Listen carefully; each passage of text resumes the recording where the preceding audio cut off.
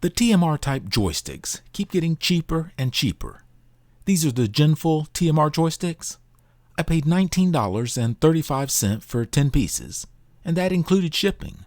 So this will be the first TMR joysticks I've bought under the $2 mark. I will put a link in the description to where I bought these, but there will be lots of AliExpress stores selling them, and I'm sure eBay and Amazon won't be far behind. I like the semi-transparent sensor housing. Certainly gives it a unique look and makes it easy to distinguish from the other Ginfull joysticks. The PCB is labeled LT4K. Housing plastic might be a bit more rigid, but it doesn't feel brittle. A small rectangular magnet in the magnet holder.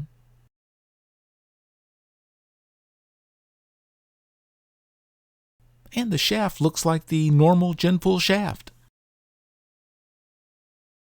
Magnet pole is on the face side, just like all the other TMR joysticks. This is the Ginfull V5S, the higher tension joystick. I'm pretty sure the TMR magnet holder and sensor will fit on the V5S frame. And it does. The mechanical pieces of the joystick look just like the pieces of the newer V5S joystick.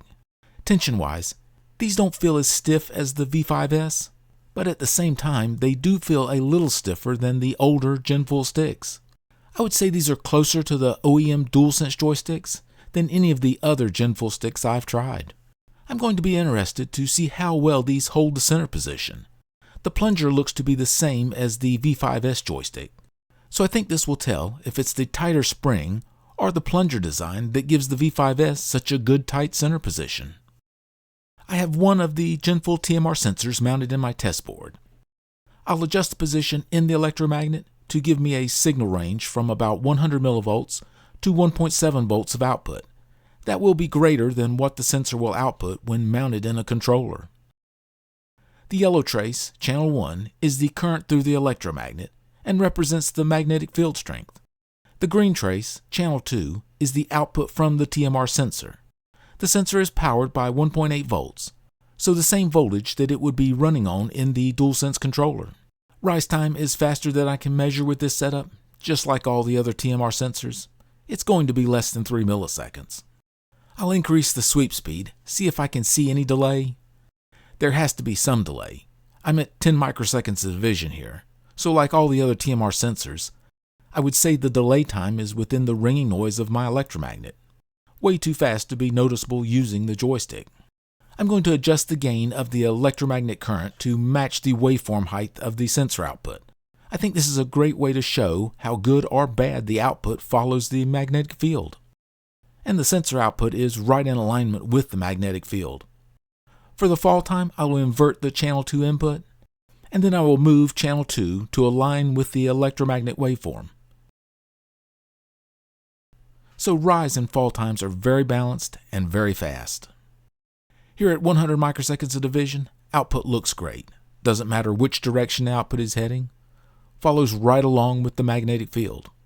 Like all the other TMR joysticks, I expect these to feel like a potentiometer joystick.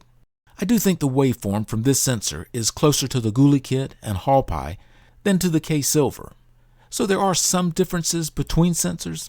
They are very slight though. Let me see what kind of power these pull. I have 1.8 volts as the supply voltage to the sensors. 228 microamps, very low and right in line with the other TMR sensors. Current only goes up when the output is driven to the 1.8 volt rail, but it will never reach this position in a controller. Looks like all of them in the 210 to 230 microamp range. So looking at a little over 200 microamps per sensor, less than 1 milliamp for both joysticks. That's great. Here's a close-up of the inside of the sensor. The Hall Pie and the GUI kit both had a 2F after the dot, so this does have a different number, but it is the same kind of marking format, whereas the markings on the K-Silver were quite different. And a close-up of the outside. A very well printed LT4K.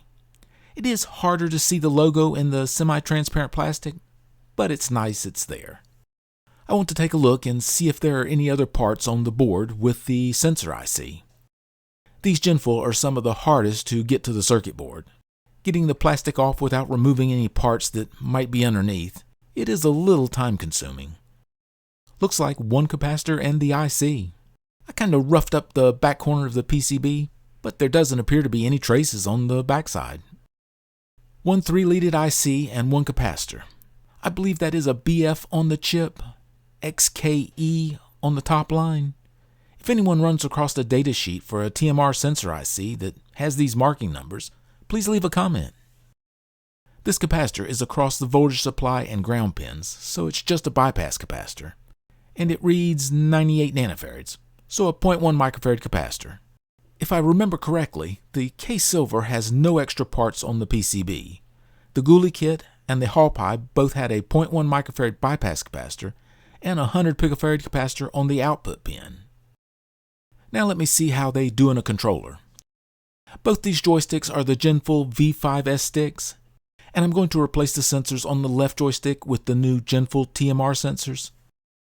Unlike the potentiometers, there is very little room to clear the sensor housing from the magnet holder. So I have to pull the magnet holder from the shaft and get it out of the way before I can remove the sensor housing. And putting the new sensors on is even more tedious, as the sensor housing will not fit on the PCB with the magnet holder on the shaft. So I have to get the sensor in the PCB and then place the magnet holder on the shaft.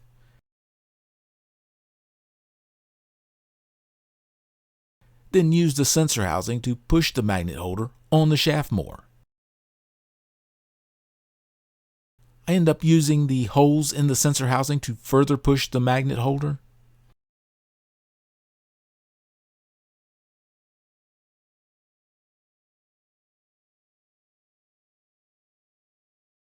But that still didn't seat the magnet holder fully.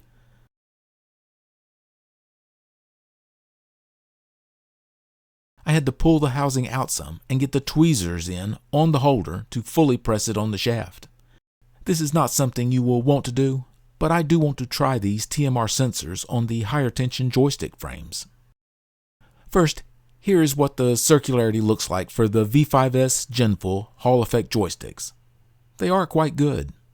The only point of note is that the lower left corner of the left joystick does not quite reach the circle line. Other than that, they are about as good as could be asked for.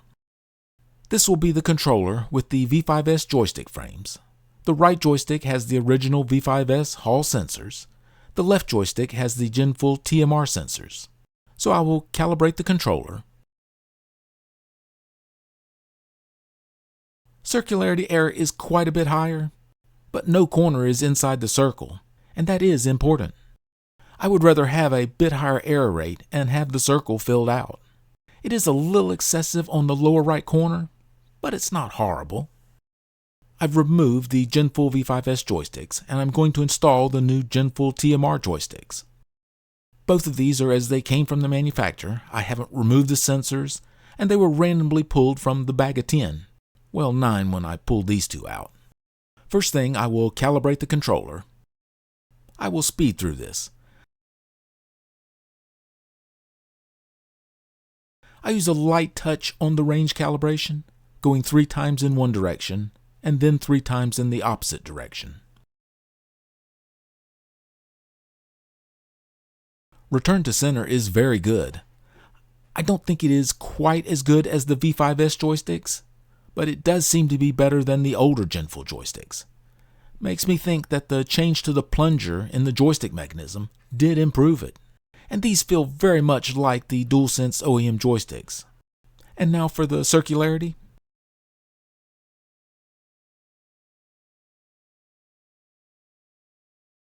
Left stick looks very good. Again, not the lowest error, but filled out in all 4 corners. And no corner with a large excess either. Pretty balanced. I like it. Right stick looks good too. As a matter of fact, the sticks are pretty balanced. Left stick is slightly better than the right stick. These should work very well. I would take a 7% error over a 4% error if it's the difference between the circle being filled out. And even a higher error doesn't seem too bad if it's balanced around the circle, but that could depend on the game. The demise of Hall effect joysticks will be very soon. I don't think it will be long before the price of TMR will match Hall effect. And the TMR types are a real replacement for potentiometer-based joysticks, without the wear that comes along with the potentiometers. These are really good, and at less than $2 each in a small pack of 10, fantastic.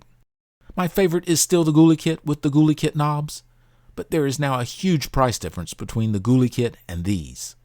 If you like the feel of potentiometer joysticks, but have been resisting the TMR plunge because of the cost, these are the answer. Thank you for watching.